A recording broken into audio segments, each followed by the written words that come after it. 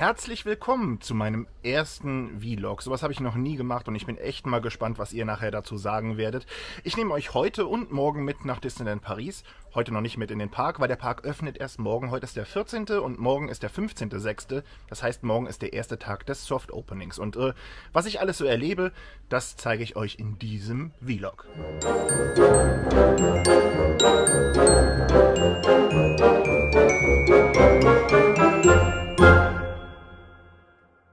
Die Taschen sind bereits gepackt, mein Rucksack, den ich natürlich im Park brauche und eine Tasche mit ein paar Klamotten drin. So viel brauche ich ja nicht, denn es ist ja nur eine Nacht, praktisch ein Tag und am Wochenende geht es ja wieder hin, da wird es dann definitiv mehr Gepäck werden.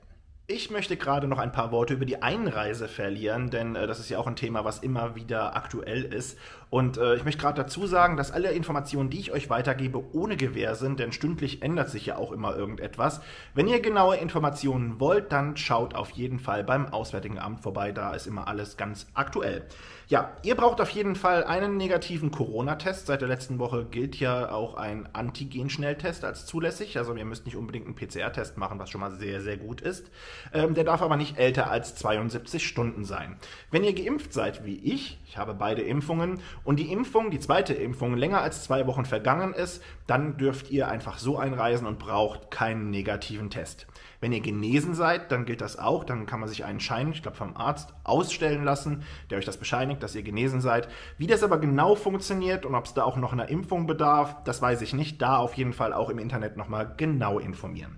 Dann gibt es noch ein Formular, das ist dieses hier, da erklärt ihr praktisch, dass ihr symptomfrei seid, wenn ihr in Frankreich einreist. Ja, mehr gibt es da auch eigentlich erstmal nichts zu sagen. Wer genau dieses Formular hier braucht, ob das alle brauchen, die Geimpften, die Genesenen und die Getesteten, keine Ahnung. Ich habe es auf jeden Fall mal ausgefüllt und das ist eine Sache von 1 Minute gewesen. Schaden kann es auf jeden Fall nicht. Was man natürlich noch ergänzend sagen muss, dass es auch noch Corona-Maßnahmen in Frankreich gibt. Das heißt, es gibt Maßnahmen, die natürlich immer noch gelten. Wie die genau sind, da auch im Internet auf jeden Fall bitte genau informieren. Was man sagen kann, ist ja auf jeden Fall die Ausgangssperre, die von 23 Uhr bis um 6 Uhr morgens gilt. Ihr dürft euch in der Zeit nicht frei im Land ohne triftigen Grund bewegen. Dazu gibt es aber auch wieder Ausnahmen und Erklärungen, die man ausfüllen kann, wenn sowas nötig ist. Und in Disneyland Paris herrscht Maskenpflicht. Immer. Immer, und Stoffmasken sind nicht zulässig, so wie im letzten Jahr, die schön bedruckten und bemalten, keine Ahnung. Es müssen FFP2-Masken sein oder medizinische Masken wie diese. Da das bei uns ja auch hier in Deutschland so ist, mit den medizinischen Masken dürfte das aber kein Problem sein. So, wir sitzen jetzt im Auto in Richtung Disneyland Paris. Wir sind jetzt noch ungefähr 1 Stunde und 20, sind jetzt gleich auf der Höhe von Reims, also noch 40 Kilometer bis Reims. Und das Wetter könnte besser überhaupt nicht sein. Es sind 30 Grad, sogar 31 Grad. Und wie ja schon erwähnt, das Disney Village hat noch geschlossen, also da können wir heute nicht hin. Das macht erst am 17. auf, also zum offiziellen Start von Disneyland Paris. Wir fahren aber dann jetzt direkt zum Val d'Europe. Da ist ja Primark und da gibt es ja bekanntlich sehr, sehr viele Disney-Sachen und da schauen wir auf jeden Fall mal vorbei. Check the mic and make sure it sound right, boys.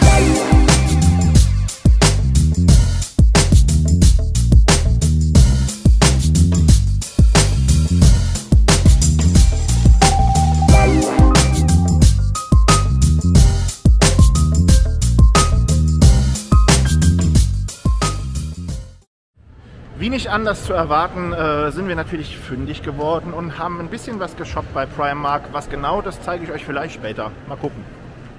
Wir sind jetzt hier am Buffalo Grill angekommen und was es zu essen gibt, vielleicht zeige ich euch das, vielleicht zeige ich es euch auch nicht. Ja, wartet einfach mal ab. Wir sitzen jetzt im Buffalo Grill und es gibt schon einen Salat, ein paar Brötchen. Und ich habe mir bestellt das Sheriff Plus Menü mit Carpaccio, mit einem Chicken Burger und das Dessert suchen wir uns gleich aus. Und ein Getränk ist auch dabei und das Ganze für gerade mal 19,95 €. Also ist eine super Alternative zum Disneyland. Super Menü und das auch noch ganz preisgünstig. Zur Vorspeise gibt es ein Carpaccio. Sieht wirklich gut aus und die Portion ist auch ganz ordentlich. Die Hauptspeise ist gekommen, ein Chicken Burger mit Pommes und Roquefort-Soße. Chicken Burger kann ich euch hier zeigen, sieht wirklich sehr, sehr lecker aus. Wir sind beim Dessert angekommen. Ich habe ein Coupe America, dann haben wir hier zweimal Crème Brûlée Und hier gibt es Diligence de Dessert. Sieht sehr, sehr gut aus. Und das alles für 20 Euro pro Person. Also wirklich sehr, sehr gut. Sehr zu empfehlen. Wir sind jetzt hier am Hotel angekommen. Das ist das Hotel Campaniel in Bussy. Und wir haben jetzt für die Nacht 60 Euro bezahlt. Ist nichts Besonderes. Ich zeige euch die Zimmer dann gleich auch noch ganz kurz. So, ich möchte euch noch ganz kurz das Zimmer zeigen. Ja, wir haben hier 2 Einzelbetten, wie man sehen kann. Ist alles picobello und sauber. Dann eine kleine Garderobe, einen Schreibtisch, da seht ihr schon meinen Kram liegen. Einen Fernseher haben wir auch und ein Badezimmer. Da haben wir schon Handtücher, Toilette, ein Waschbecken und eine Badewanne mit Dusche. Also wirklich top. Wir haben jetzt hier knapp 60 Euro bezahlt. Auf jeden Fall lohnt es sich. Zuletzt möchte ich euch noch kurz zeigen, was ich bei Primark gekauft habe. Und zwar haben wir einmal hier dieses Kissen mit diesem Earth Mickey Druck drauf. Ist ganz, ganz schön weiß und grau gehalten. Dann haben wir hier einen Mickey Maus Labello, eine Plastiktischdecke für den Garten und ja, Plastikgläser. Ja, bin ich eigentlich gar nicht so ein Fan von diesen Plastikgläsern, aber 4 Stück für 6 Euro. Ich konnte doch nicht Nein sagen. Ja. Das war's. Mehr habe ich nicht gekauft. Und damit möchte ich mich dann jetzt auch verabschieden für den ersten Tag. Heute ist ja nicht so wirklich viel passiert. Morgen früh geht es dann weiter. Morgen macht es dann endlich auf, das Disneyland im Soft Opening, noch kein offizielles Opening. Aber ich möchte euch natürlich so viel wie möglich zeigen. Jetzt geht es aber erstmal ins Bett, ein bisschen erholen und morgen früh sehen wir uns wieder. Mit diesen Bildern hier wünsche ich euch einen schönen guten Morgen. Es ist kurz nach 8:30 und der Parkplatz hat tatsächlich schon geöffnet. Im letzten Jahr war es ja so, dass der Parkplatz erst kurz vor Parköffnung dann aufgemacht hat, also um kurz vor 10. Dieses Jahr hat Disneyland wohl gelernt und ja, wir können jetzt schon auf den Parkplatz fahren. Wie das nachher da auf dem Parkplatz aussieht, das kann ich euch dann hoffentlich gleich noch zeigen.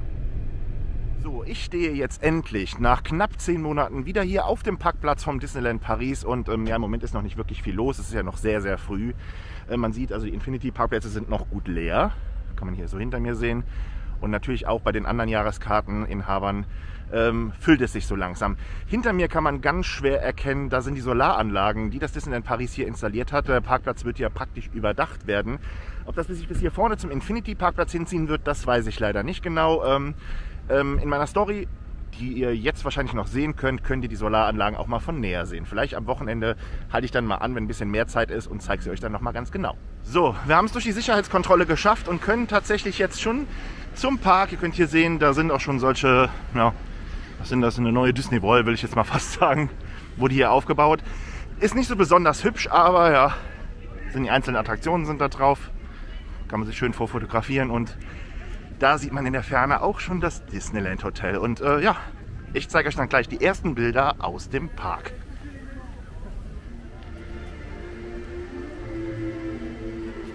Es ist so wunderschön, wieder hier sein zu dürfen. Es ist so emotional jetzt schon, obwohl ich noch gar nicht durch den Eingang durchgegangen bin. Ich bin einfach nur so froh, dass es jetzt endlich vorbei ist, diese lange Wartezeit. Ich war jetzt fast 10 Monate nicht hier.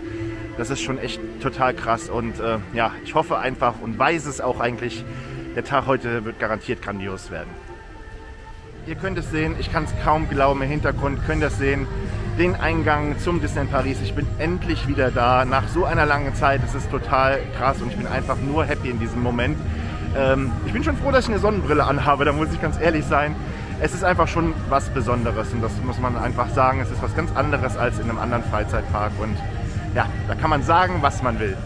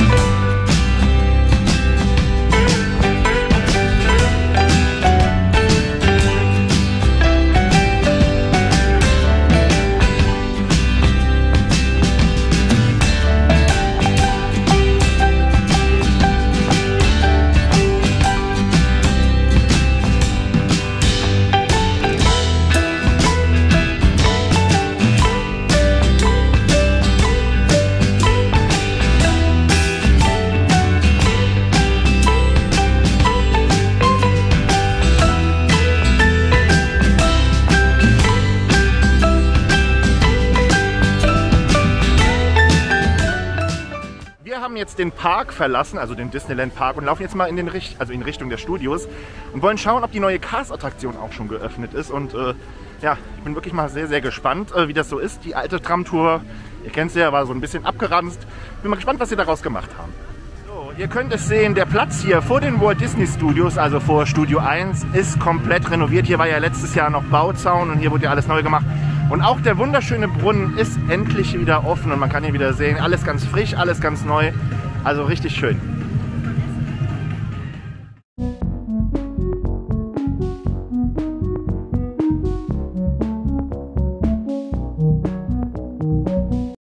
Ein neuer Bereich, den wir so noch nicht betreten haben. Hier ist auf der Seite, wenn ihr durch den blauen Tunnel geht, dann seid ihr ja bei Ratatouille. Und dann geht es hier durch den Tunnel durch, links zu Cars. Also ich kann euch echt sagen, es ist mega warm heute. Oh mein Gott, der Weg ist ja richtig lang. Ich nehme euch jetzt hier komplett mal mit, weil das ist ja tatsächlich dann was ganz Neues. Das kennen wir ja alle noch nicht.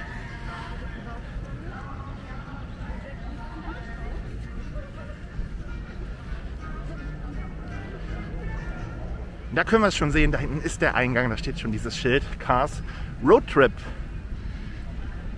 Sollte es nicht Cars Route 66 Road Trip heißen? Haben sie weggemacht. Irgendwas gab es Probleme mit Route 66. Okay. Gefunden und es ist im Moment auch gar nichts los, wie man sehen kann. Also wenn ihr bei Ratatouille durch den blauen Tunnel geht, dann geht ihr links weiter und dann ist hier ein komplett neuer Bereich. Und da seht ihr schon, seid ihr angekommen.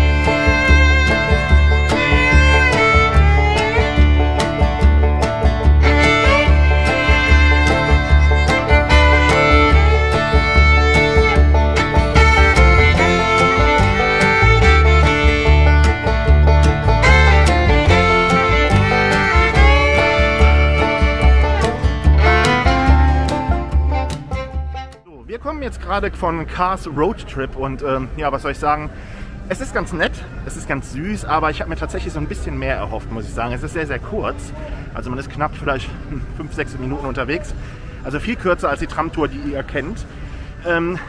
Die Autos, also das, was ihr so zu sehen bekommt, Lightning McQueen etc., richtig cool gemacht und auch der Katastrophen-Canyon ist super neu renoviert, sieht super schön aus.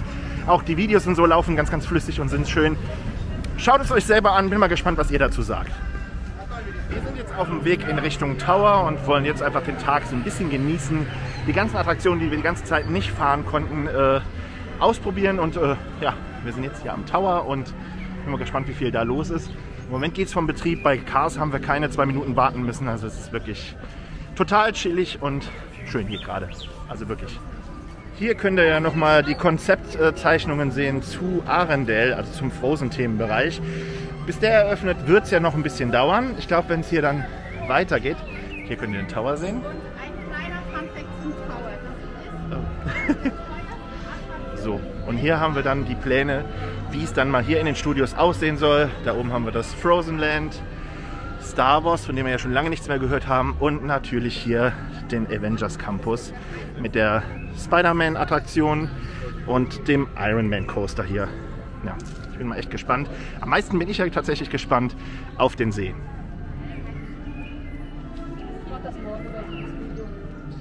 Wir sind gerade eine Runde mit dem Tower gefahren. Es hat einfach so unglaublich gut getan. Ist einfach eine der besten Attraktionen hier in den Walt Disney Studios auf jeden Fall.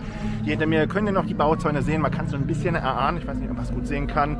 Das ist das Gebäude, wo dann Spider-Man dann, ich hoffe im nächsten Jahr, dann drüber schwingen wird und wo wir dann unsere Netze verschießen können. Ich bin darauf schon sehr, sehr gespannt auf den Avengers Campus und natürlich auch auf den Iron Man Coaster. Im letzten Jahr gab es ja schon das Treffen mit den Marvel-Superhelden hier im Cinemagic-Theater. Ich habe es letztes Jahr nicht geschafft, also war nicht ein einziges Mal da drin, aber heute ist gar nicht so viel Betrieb. Das testen wir jetzt mal aus. Ich bin mal gespannt, wen wir gleich treffen werden.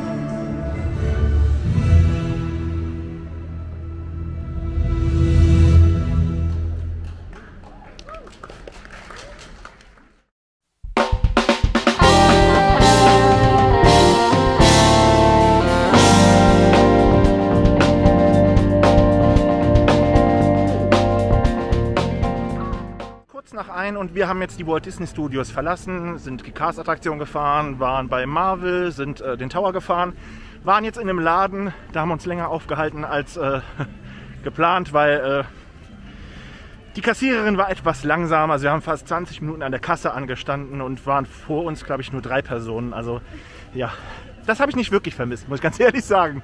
Aber egal, wir lassen uns jetzt nicht vermiesen, gehen jetzt zurück in den Disneyland Park.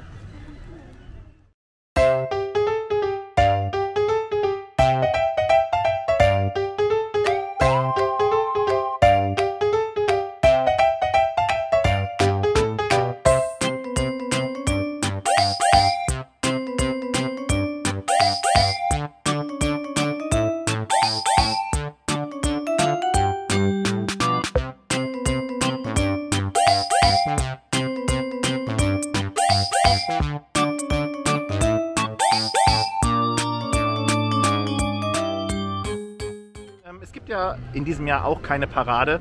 Diesen Zug, der ist einigen von euch sicher auch schon bekannt. Den gab es ja damals auch immer zur Frühlingssaison oder kurz vor Ostern oder so ist der gefahren. Und ja, es ist eigentlich ganz nett. Also Alice im Wunderland ist eh so mein Ding, von daher ist es schon ganz nett. Auch die Dekoration ist sehr, sehr frühlingshaft. Das sind alles Deko-Elemente, die eingefleischte Disneyland-Fans ja schon kennen. Damals auch, wie der Zug, den ich euch gerade ja schon gezeigt habe, gab es diese Deko auch immer zur Frühlingssaison, zu Swing into Spring. Lässt es ja auch noch so ein bisschen erahnen hier. Es war immer eine sehr, sehr schöne Saison mit einer schönen Parade. Sehr, sehr musikalisch. War wirklich immer sehr schön, aber schon lange her. Letztes Jahr konnte man es, glaube ich, nochmal, ist schon fast 2 Jahre her, wo diese Zeitreise war. Da konnte man Swing into Spring nochmal erleben. Das war aber da der 6. Dezember, glaube ich, der 12. Dezember, ich weiß es nicht mehr. So, wir machen uns jetzt auf jeden Fall mal auf zu Buzz Lightyear. Buzz Lightyear wurde ja auch umfassend renoviert und wie das aussieht, ja, das schauen wir uns jetzt einfach mal an.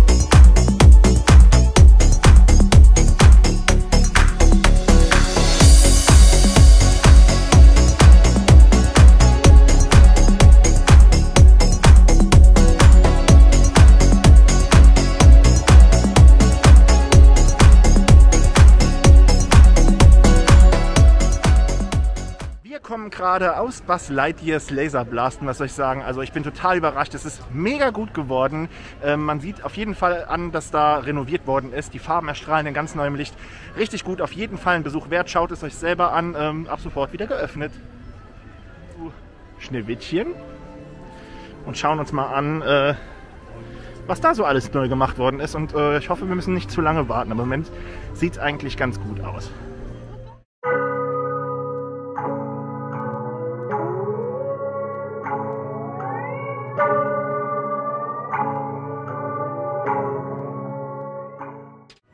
Wir kommen gerade aus Schneewittchen raus und ich muss sagen, es gilt dasselbe wie bei Buzz Lightyear. Man sieht auf jeden Fall, dass es renoviert worden ist. Für viele Leute, die es lange nicht mehr gefahren sind, schaut nochmal vorbei, es lohnt sich schon. Es ist ganz nett gemacht, so ein paar Raucheffekte, man sieht halt diese Schwarzlichteffekte wieder besser. Auf jeden Fall ganz cool, muss ich ganz ehrlich sagen. Wir laufen jetzt hier durchs Adventureland und ja, was soll man sagen, es ist mega warm. Die Sonne knallt von oben runter und wir sind froh über jeden Schattenplatz, den wir haben und ist gar nicht so einfach. Die ganze Zeit mit der Maske. Jetzt laufen wir rüber zum Frontierland und da steht mein Highlight ja natürlich, ich muss unbedingt Phantom Manor fahren heute. Wir haben jetzt hier noch gerade einen kleinen Abstecher zu Indiana Jones gemacht, könnt ihr hier hinter mir erahnen, glaube ich. So, seht ihr das? Ja, ich bin nicht so der Fan von Indiana Jones, das ist nicht so meine Bahn, schlägt immer so ein bisschen und der Kopf bom, bom, bom, bom. Nee, nicht so meins, Achterbahn sowieso nicht und ich freue mich auf jeden Fall jetzt gleich aufs Frontierland. Ich habe es ja gerade eben schon erwähnt, die Hitze ist wirklich fast unerträglich unter der Maske, aber es nützt ja nichts, wir müssen uns da an die Regeln halten. Wenn ihr irgendwo sitzt, wo es Getränke und so gibt, dann dürft ihr die Maske natürlich ausziehen, um auch zum Essen natürlich, aber sonst heißt es immer Maske anlassen, medizinische Masken und FFP2-Masken, keine Stoffmasken. Nach 10 langen Monaten ist es endlich soweit. Phantom Manor liegt hier vor mir und ich bin dermaßen glücklich und ich freue mich jetzt so sehr, durch dieses Tor hier durchgehen zu dürfen. Und ja, ich überhole hier gerade mal schnell ganz kurz. Ich habe ja schon ein YouTube-Video hochgeladen und zwar erzähle ich euch da die Geschichte von Phantom Manor. Schaut da einfach mal rein, wenn ihr die noch nicht kennt. Oder verlinkst bei dem I. Oder ich verlinke es bei dem I. Ich habe zwar noch keine Ahnung, wie das geht, aber ich mache das dann einfach mal. Zur Not frage ich dich dann einfach nochmal. Ja. Jetzt geht's los und den Moment, den werde ich aber alleine genießen, für mich. Und ich meine, ihr wisst, wie es da drin aussieht.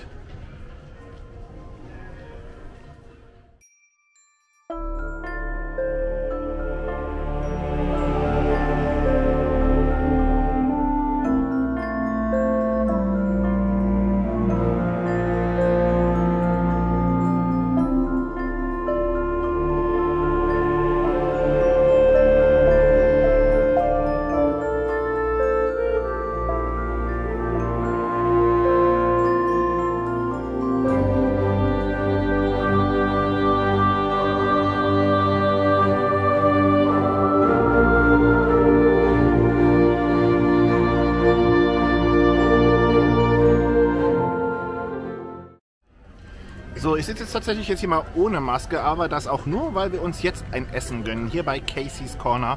Da ist es natürlich dann gestattet, dass ihr euch die Maske abnehmt, weil wie wollt ihr essen mit Maske, ne?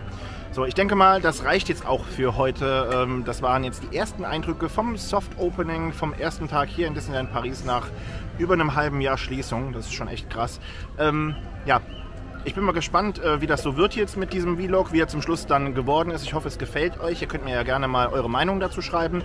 Und je nachdem, wie es ankommt, werde ich das vielleicht dann am Wochenende wiederholen und dann noch mehr zeigen können. Weil am Wochenende geht es ja wieder her, am Freitag, Samstag und Sonntag und dann von Samstag auf Sonntag sogar ins Newport. Also es gibt genug zu sehen.